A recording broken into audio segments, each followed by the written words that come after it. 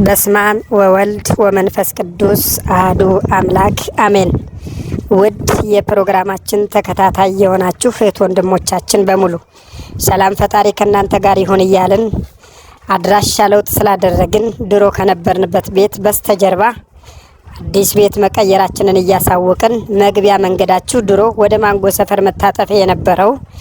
አሁን መታጠፋችሁን ትታችሁ ወደ ታች ወረድ ብላችሁ ፍሬንድሺፕ ህንፃ ላይ ስትደርሱ ታጥፋችሁ ወደ ውስጥ ገባ ብሎ በምንልከው በዚህ ቪዲዮ መሰረት ስፖንጅ ፋብሪካ ፊት ለፊት እንደደረሳችሁ የምታገኙን መሆኑን በአክብሮት እንገልጻለን። ፍሬንድሺፕ ፊት ለፊት መግቢያው አባ ገብረ ማርያም መንፈሳዊ ሕክምና አገልግሎት